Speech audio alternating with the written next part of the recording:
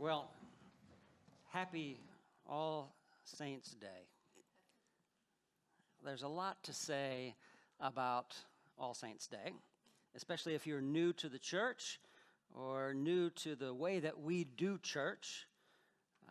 The way that we do church on All Saints' Day is similar to the way that Roman Catholics and Lutherans, even some Methodists, and even some Reformed people do.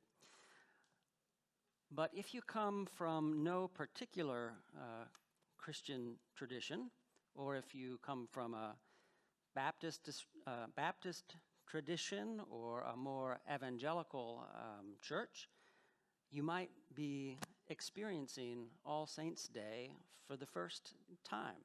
And that's great, I think, except for we're not going to talk about All Saints' Day today.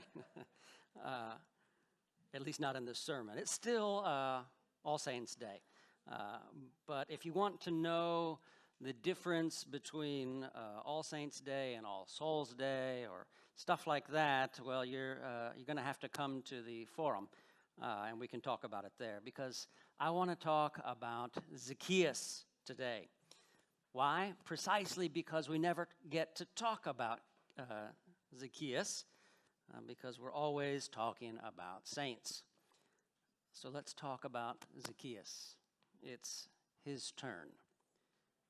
The story of Zacchaeus is found in the Gospel according to Luke, 19 chapter.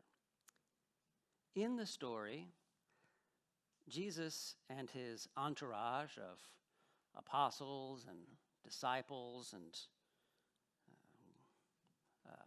followers, various hangers-on, they've come to the city of Jericho. You might remember that Jesus is coming to the end of his 3-year public ministry, and that it will end with his death on the cross in Jerusalem. In fact, the scene that which records the story of Jesus and Zacchaeus in Jericho was the last public meeting before Jesus gets to Jerusalem. Jesus entered Jericho, and a curious thing happened. It seems that many people knew of Jesus, that he was in town, and so many of them wanted to see him. Perhaps they wanted to see him work a miracle. Maybe they wanted to hear him teach. Maybe they heard the rumor and wanted to see if he could do that miracle with the loaves and fishes again. For whatever reason, a crowd had assembled. I imagine it like a parade route, kind of like when you were a kid and you wanted to get a good spot to see Santa Claus in the parade. The point is, imagine hundreds, if not thousands of people, each craning their necks to catch a glimpse of Jesus. In that commotion, there was Zacchaeus trying desperately to stake out his spot. Now, as we heard, Zacchaeus was a tax collector. In fact, he was the chief tax collector, and that meant at least two things. It meant, one, first of all, he was rich. And second, he was hated, truly, truly despised by all. You have to understand that that tax collectors in what I call Bible times. It's not the same thing at all, not by a long shot, as someone who works for the IRS today.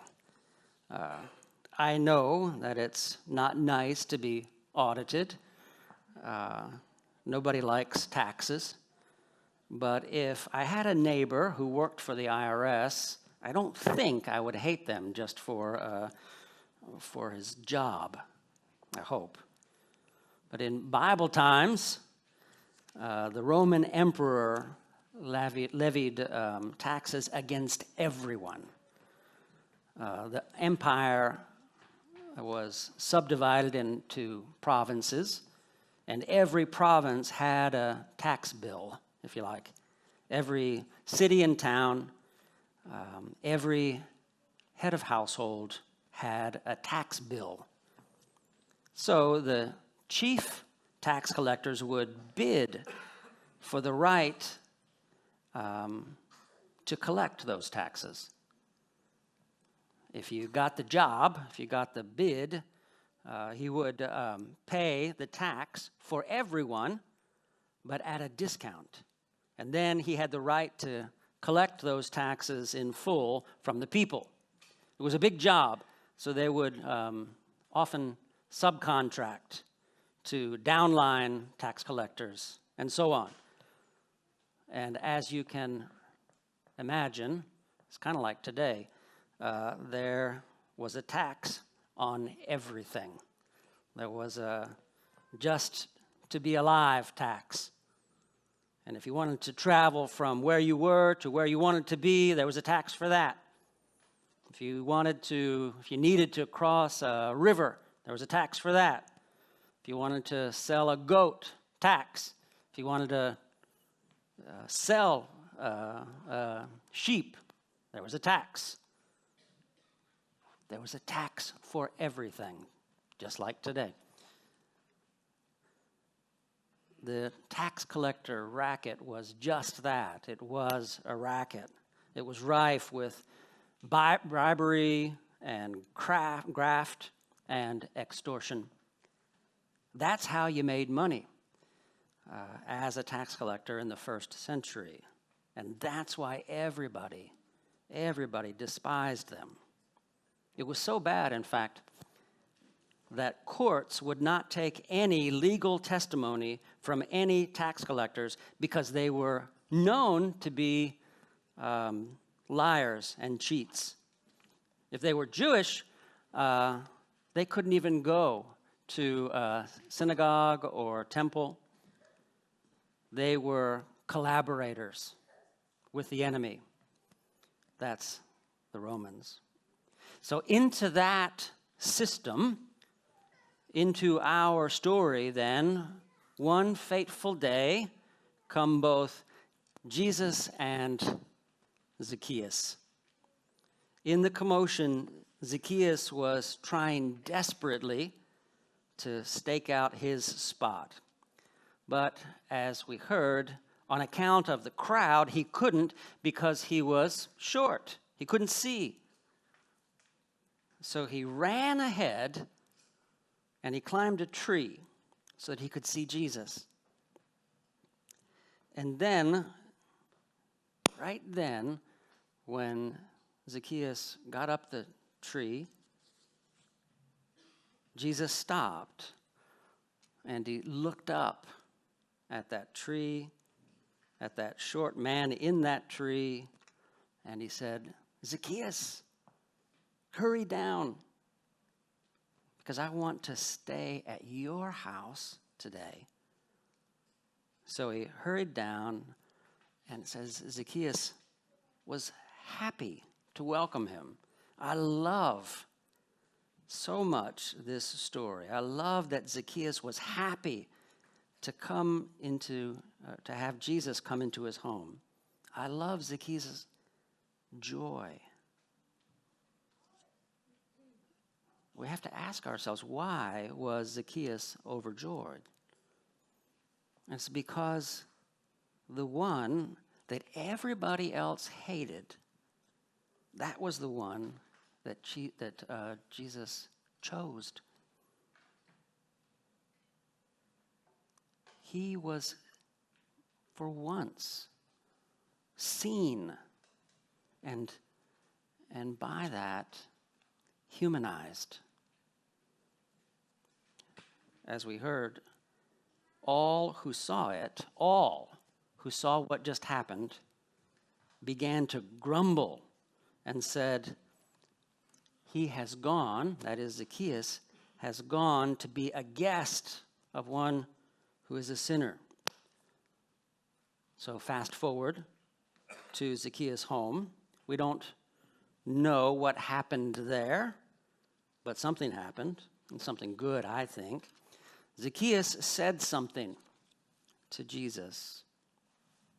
Now, we have now to make a decision.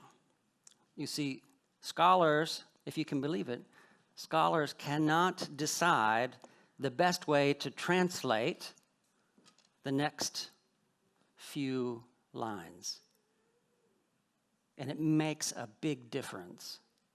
So our new Revised Standard Version of the Bible that we read every Sunday, it says this. Zacchaeus said to Jesus, "Look, half of my possessions, Lord, I will give to the poor. And if I have defrauded anyone of anything, I will pay back 4 times as much." So I want to hear that again. He says, Zacchaeus, I will give. If you're a English major, you know what that means. Future tense, I will give. But many other scholars believe that the translation is rightly rendered. Zacchaeus said, "Look, half of my possessions, Lord, I give to the poor." I give. Present tense. Can't say that. Present tense. As in, I already give to the poor. And if I have inadvertently defrauded anyone of anything, I will pay back 4 times. So if you see, read this way, the despised chief tax collector is not a criminal. He's not a tax cheat, but a righteous man. As one commentator said or asked, and this is really the question, is Zacchaeus' declaration of his financial dealings a promise of future action in response to Jesus' visit, or is it a report of his present behavior? If the former, then this is a classic repentance story. But if the latter, you see, then it is something else entirely. Now, I think the latter, and I'll tell you why in a moment, but I want, as an aside, I want you all to know, if you don't know, that translation of the Bible is not a cut and dried affair. And you should know that. And everybody else should who purports to take the Bible seriously. How can we know for sure? We can't. As the Old Testament reading for today says, and well done, by the way, well done. As the Old Testament reading says for today, come now, let us argue it out. And that's what we do in love, in prayer, when we do Bible study. That's what we did, by the way, a few days ago in an impromptu Bible study in my office between Father Andres and Father Keith and I on the same question.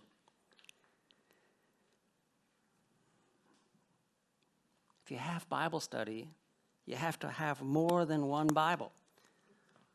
You have to have more than one translation. And then study together in love. So I'll stop that. But it's important. Remember. So here's why I think that this reading is in the present tense. Zacchaeus said, as we heard, "Look, half of my possessions, Lord, I already give to the poor. And if I have inadvertently defrauded anyone of anything, I will pay back four times as much." So, first of all, the plain meaning, the word-for-word translation in the Greek simply says, "I give." There's no reason to understand the word in the future tense. But more importantly, at least for me, Jesus was always trying to turn things around on people, to help them understand who he was and who we are supposed to be, a people of love. More importantly still, I think, Jesus was always concerned with the marginalized. Jesus was always with the sick, lepers, prostitutes, foreigners, those from the other sides of the track, those who are excluded, those who are demonized by the world. So, we are the crowd in the story. We're the Pharisees, the unjust. Every time we look down on others, every time we hate someone on the fringes of society, every time we do not work for justice for those on the margins. I guess the message in part is, don't be the crowd. Be at the margins, because that's where Jesus lives. And if you don't know, that's where you want to be. It's not easy to live and to love at the margins. But as I often say, if you're feeling like it's easy to be a Christian, you might not be doing it right. It is work to love on the margins. But once you see the joy there, you will be transformed. Jesus said of Zacchaeus, "Today salvation has come to this house." Every time someone is included, every time an injustice is turned towards justice, salvation comes to this house and to our house. The name Zacchaeus means the just or the pure. Coincidence? Maybe. But by Christ, those that the world have hated have been proclaimed pure and just. So, go to the margins and there find purity and justice with Jesus. That's where he lives. That's where he wants you to live, transformed. Amen.